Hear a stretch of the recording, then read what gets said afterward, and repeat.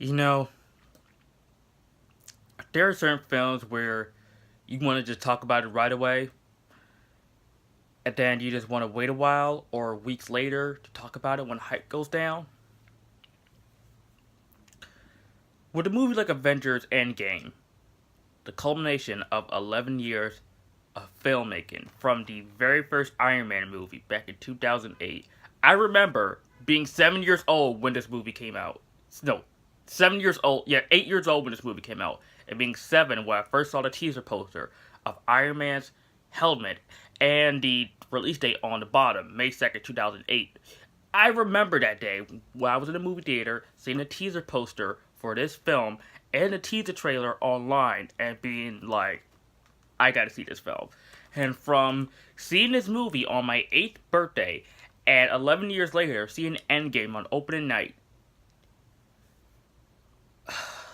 man, the MCU has been a part of my life. It's been a part of my life. I know there are some naysayers of these movies saying that they're too formulaic, they're too boring, they're too predictable, they have too many jokes and one-liners, or whatever you gotta say about these films.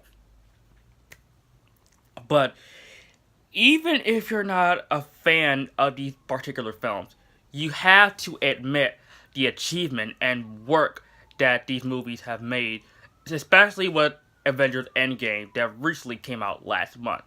And seeing that movie open at night with a bunch of other nerds in the theater who have been following this franchise for I don't know how long, probably since the first Iron Man movie, or the first Avengers film, or Guardians of the Galaxy, or if they're just new to this franchise, we're all here. We're all here.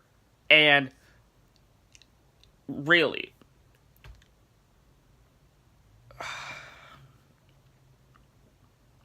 I'm just gonna say this right here, guys. Avengers Endgame is a masterpiece. It is. Avengers Endgame, and this will be a full-on spoiler review. And yes, I know it took me a month to get this review up. I know it's been a month since this movie came out, so people are gonna be asking me why you're reviewing this movie late. Whatever, I don't care. I'm reviewing this film, and I want to give my thoughts and my stuff that happened in this movie. I just want to talk about it, really. So of course this movie picks up right after Infinity War, and after like half of the universe have been wiped out by the snap of Thanos at the end of Infinity War.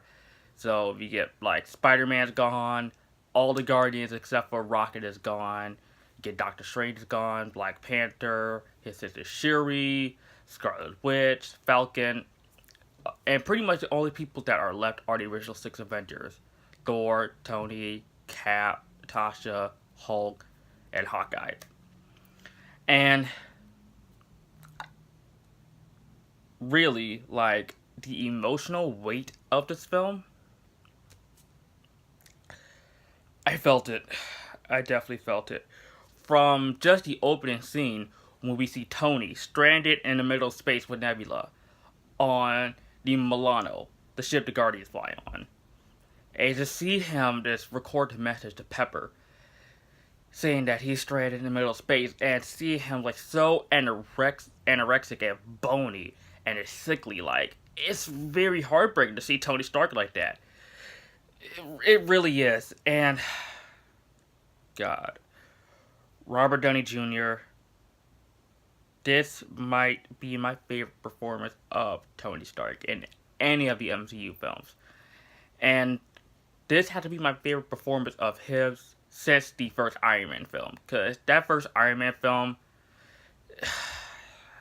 that will boost him to stardom. Boost him back to stardom. Because, you know, after all his problems in the past, that first Iron Man movie put him back. It was like the biggest comeback. And, like, Hollywood, really. And just his performance that he gives in this movie, he brought his A game. You could tell that he loved this character, that he is passionate about this character, playing Tony Stark, and the fact that how long he's been playing this character.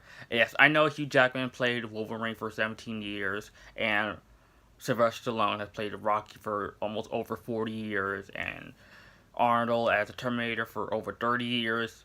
No, really. like Robert Downey Jr., especially the fact that the MCU is probably one of the most consistent franchises out in Hollywood. It's just amazing that there is no scene in this movie where he just feels tired, he just feels bored, he just feels like he's just want to be done with this franchise right away. No, you can feel the emotional weight within his actor performances, within his facial expressions, and the way he delivers his lines in this film. And especially the fact that he has a daughter now in this movie, Morgan, which they teased in Avengers Infinity War, where him and Pepper had that talk in the park after the opening scene in Infinity War. He has a daughter. And of course, the I Love You 3000. So good. Really, and the fact that Robert Downey Jr., I'm just going to say this right here, guys. He needs to be nominated for an Oscar for this film. If he doesn't get nominated for an Oscar for this movie, then the Oscars is just full of BS. I mean, yep, Black Panther, huge achievement. You know, the Wakanda Forever thing, that was great. But come on, Oscars. Look at this movie and look at RDJ's performance, and tell me his performance in this movie is not Oscar worthy. Just tell me not. And then, of course, you get some more emotional weight between Steve Rogers / Captain America, and how like he's dealing with everything after the snap, and how he's trying to bring everything back, him and Natasha. And this probably has to be the best acting throughout the entire MCU, because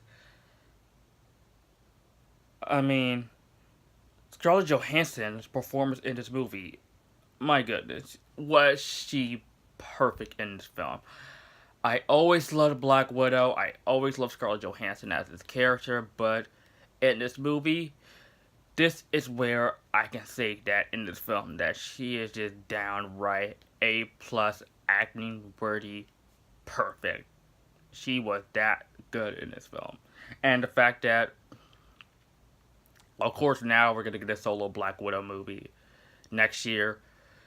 I am very interested in seeing that movie, but just her in this movie makes me go, you know what? I don't think it's really necessary for a Black Widow movie anymore. I mean, just seeing her in this movie and her acting in this film, I mean, like, I'm fine without her solo film. I'm fine without it. And just a lot of things in this movie, and it just made me, I both cried a lot in this movie, and I laughed a lot in this film. And of course, why we get to see Chris Hemsworth, of course, as Thor, and how he's dealing with everything after the snap.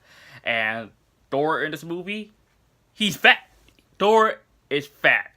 And I mean like fat Albert fat. He is a drunk. He's living in Norway or New Asgard, along with Korg and Valkyrie and Meek, playing Fortnite, eating pizza, drinking beer. Thor, I know this is all made for jokes and laughs, but Thor is depressed. He is depressed because he felt like he failed on defeating Thanos at the end of Infinity War. He think he failed his people. He think he failed that those who he loved died because of Thanos, or before Thanos. He felt like he failed. So, to hide all that pain and guilt and his insecurities of his failures, he decided to become a fat drunk with his big beer belly. But even though this is all play for laughs, it really shows that this guy is hurting. He is depressed, and he's joking around and goofing off just to hide his pain, because he know that Thanos messed him up. And the fact that him being depressed and him dealing with his guilt really adds a lot of like emotional weight to, of course, the character of Thor, who before Ragnarok a lot of people liked but not loved. But until Ragnarok and now, Thor became now this beloved character, and this movie definitely was another shining moment for him. And the fact that, of course, we'll get to time traveling stuff later in this movie, where he finally feels like he's worthy again. and it brings a smile to my face when I get to that scene. And alright, so basically, Ant-Man, if you saw it in the end credit scene of Ant-Man and the Wasp, you know that Ant-Man was inside the quantum realm, and the Wasp and her parents all turned into dust because of Thanos, obviously. And out of all the things, how Ant-Man got out of the quantum realm was a rat. A rat. Yes, out of all the things, a rat. A rat.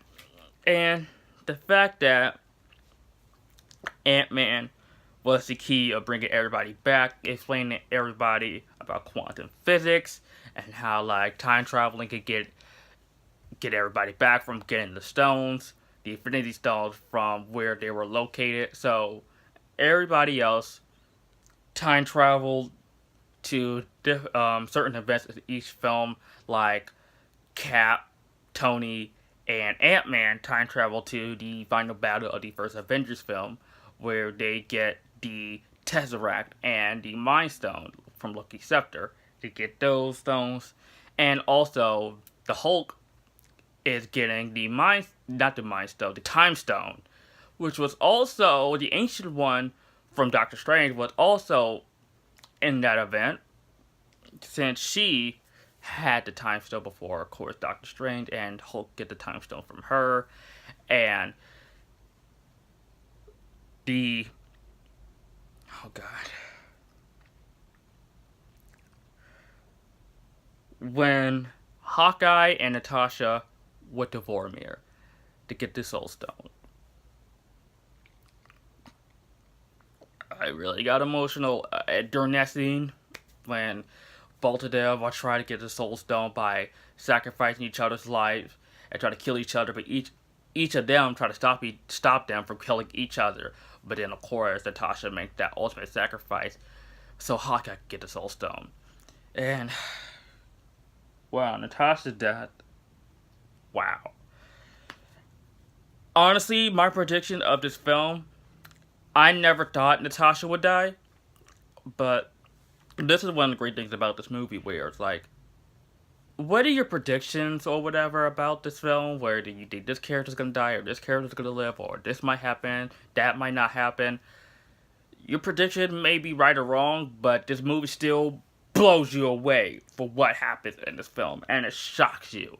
Just like with that scene, it shocked me because I never thought Natasha would die, because I thought, like, since we're getting her solo movie, we're not gonna see her die in this film, but like her death in this movie definitely stabbed me in the heart. It did. It really did. And then, of course, Tony time travels to 1970 to get the Tesseract after their plan failed again in the Battle of New York in the first Avengers film. He meets up with his father, Howard Stark, and they have like this sweet, tender moment, and it's just so sweet. I just love that. And then, of course, Nebula and War Machine, they went to 2014 of the actually at the beginning of the first Guardians film, where Star-Lord is dancing to his music, and then he had to get the Power Stone, and then all of a sudden Nebula and the Nebula of that time are like communicating in some way. That's how the other Nebula sees what's going on with the present day Nebula, and the past Thanos sees all that stuff and sees what happened to him, and how like at the beginning of this movie, the Avengers, along with Captain Marvel in this film, killed Thanos. Actually, Thor killed Thanos by chopping his head off, and actually sees what happens. He goes back to present day, and of course, we'll get to that scene soon. So they get the Power Stone. Thor and Rocket go to 2013 to everybody's favorite MCU film, Thor: The Dark World, to get the Reality Stone. And Thor and his mother, who died in that very moment in that film, they have a tender moment, and Thor uplifted himself, and he realizes that he's still worthy despite all of his guilt and pain that he is suffering from. And when he wielded that hammer, he realized he's worthy again. Now,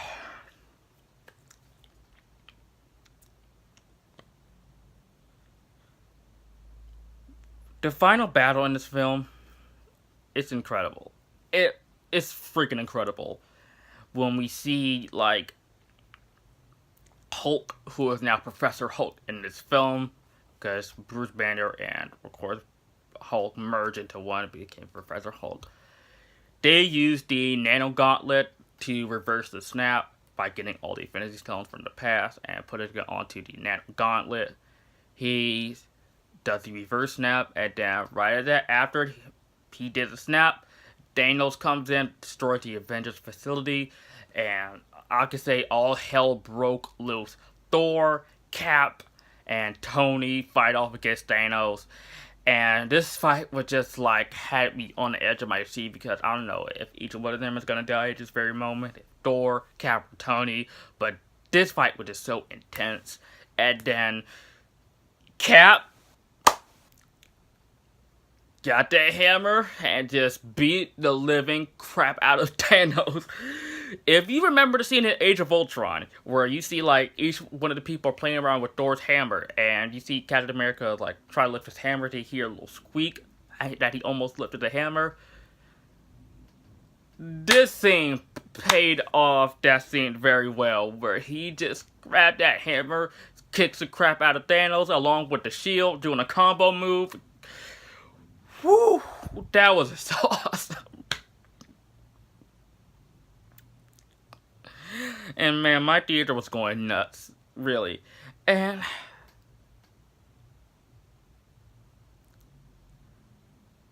the biggest nerdgasm moment, and not just the biggest nerdgasm moment in a comic book movie, but the biggest, best scene in any film, when all of the heroes came back.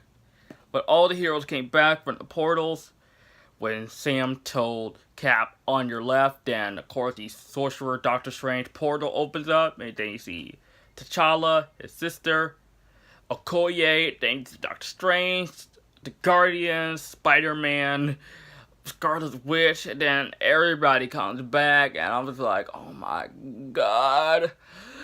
Woo! Really, really, really, really, really, really, really. And then, of course, you finally get to hear and see Cap say, Avengers, assemble! Then the Avengers theme kicks in. Everybody rushes against Thanos and his army. And then, of course, you get Black Panther in there. You get Star-Lord in there. You get Doctor Strange in there. Spider-Man, Valkyrie, Scarlet Witch. And Scarlet Witch in this movie, she was about to really rip Thanos apart. And that scene was just crowd-pleasing. This whole scene was crowd-pleasing. Like seeing all the heroes come back, and then the unexpected moment during that scene was that you get to see Pepper in her iron rescue suit. I was not expecting that scene at all. And of course you get to see the Wasp come back as well. It is all the heroes who, at the end of Infinity War, or during the events of Infinity War, who turn into dust, they get to come back, and it was just the ultimate, like, payoff. Really, and it was not only just the greatest moment in film history, it's one of the greatest moments, if not the greatest moment in the MCU. Because it just really shows, like, how far this franchise has come. And if you may not like all these films, it's definitely great to see that. And just having every single one of these heroes and just one scene all together. It is just amazing. That is a comic book brought to life. And then, of course, you get to see Captain Marvel in there. She's great. Brie Larson. Love her as Captain Marvel. She is great. I know there's a lot of haters of her saying she's all SJW and what she said about white men and stuff. I don't care about all that stuff. I just really don't. It's just the fact that you gotta separate the art from the artist. And she's really good in this film. Before, she may not have a lot of scenes in this film, but when she's there, she's great and she is necessary. And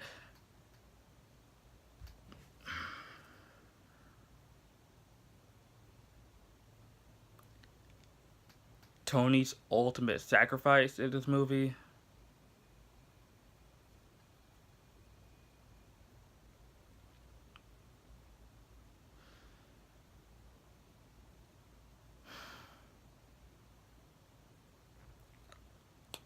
Ow.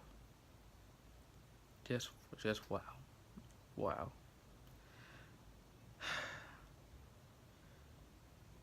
Like I said before, guys, Robert Downey Jr. has played this character for 11 years now. And the fact that, since Doctor Strange said that there's only one other possibility, and just in this movie alone, you definitely feel Tony's sacrifice. And how, like, Doctor Strange told him that out of all the possibilities, this is the only way that we can win. And so, when he got the Infinity Stones from Thanos, did the reverse snap, and then you see Thanos' army, along with him himself, turn into dust, and Tony's death. That's all I can say. It's just Tony's death in this movie. Wow. Wow, wow, wow, wow, wow, wow, wow. Was that just... man, I will admit, I never cried this hard in a movie since Logan. But this... even though both Hugh Jackman and Robert Downey Jr. are great, this was just like someone who we never, like... I never thought, like, Iron Man could be, like, a great lead and central, like, figure in the MCU. Because, like, some people will either think Spider-Man or any A-list Marvel character. But Iron Man, before this first film, we all thought of Iron Man as just a B-list character. But since this first movie, we all fell in love with this character. And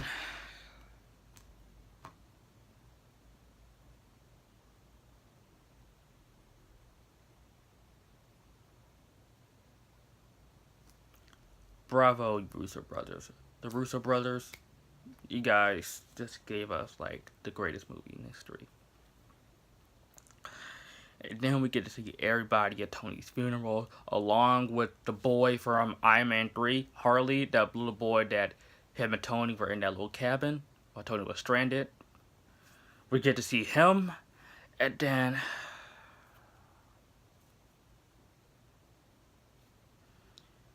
Steve goes back to take the Infinity Stones back, and while he took the Infinity Stones back, he also went back to live his normal life with Peggy. And then we get to see a very old and elder Steve Rogers. And as he's sitting on that porch, we get to see Sam, the Falcon, walk up to him. And Steve passes the torch to Sam with the Captain America shield.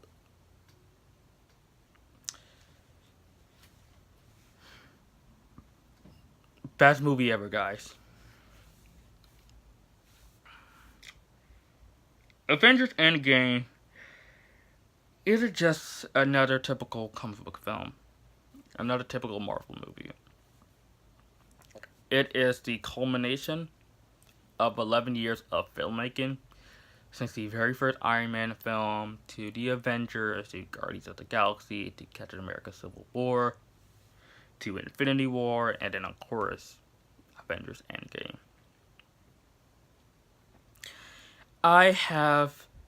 This franchise has been a part of my childhood since I was 8 years old. And now, since my childhood is gone, I am now a young man.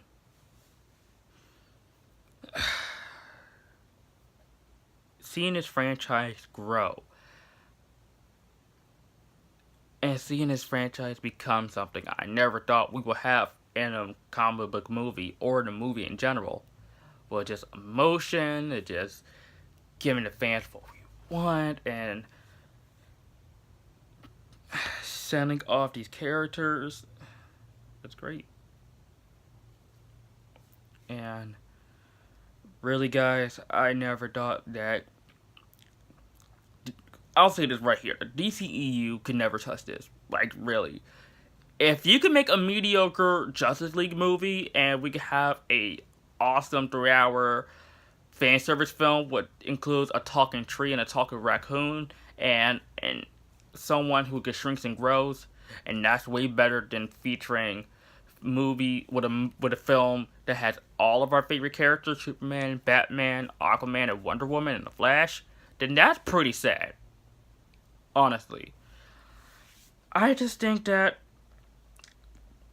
I know we got Spider-Man Far From Home, we got Black Panther 2 coming out, Black Widow, Doctor Strange 2, and Guardians of the Galaxy 3, which might feature Thor, since Thor joined the Guardians at the end of this film.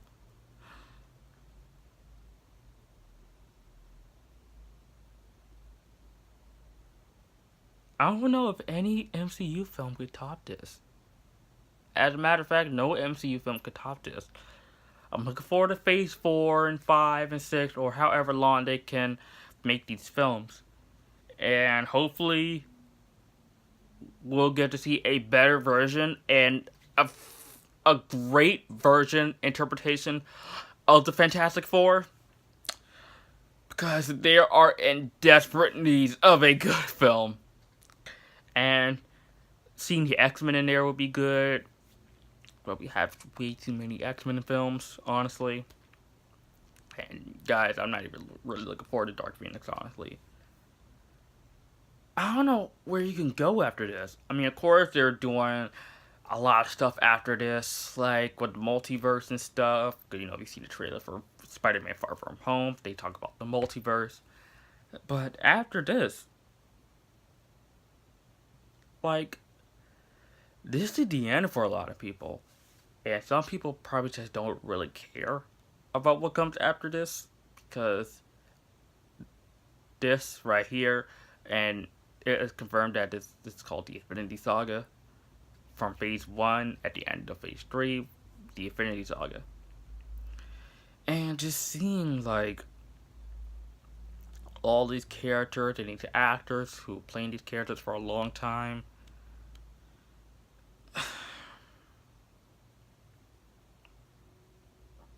It's very emotional.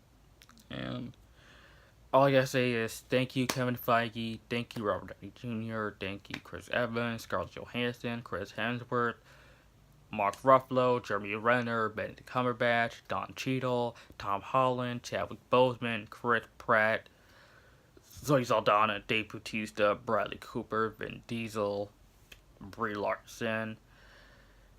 Thank you, and of course, thank you, Stan Lee. Thank you, Disney, for giving us an amazing, like, a great franchise, I will say. And it doesn't matter what you think of Iron Man 2, or Captain Marvel, or Thor the Dark World. They're all good films. In my opinion, at least. I know there are haters of those films. These are all good films. And in case you guys are wondering what my thoughts on the Captain Marvel movie, Captain Marvel is a very enjoyable film, a great introduction to the character of Carol Danvers / Captain Marvel. It's not a perfect film, but it's very enjoyable, and it was definitely a needed tie-in to Endgame. And I love Goose the Cat as well. So yeah, those were my quick thoughts on Captain Marvel, because this video is about Avengers Endgame and the culmination of 11 years. And like I said, guys, I know this video is late. I know it's been a month. I know people have moved on, but not us. Not us. Okay, let me stop with my jokes. But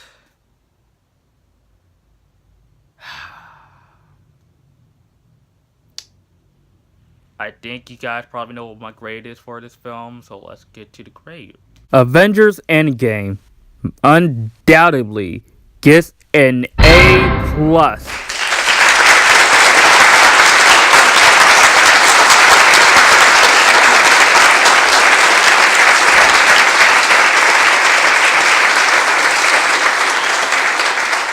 Guys, thank you so much for watching. I know this video is probably not really as enthusiastic as I thought it would be, but man, was this movie emotional, man?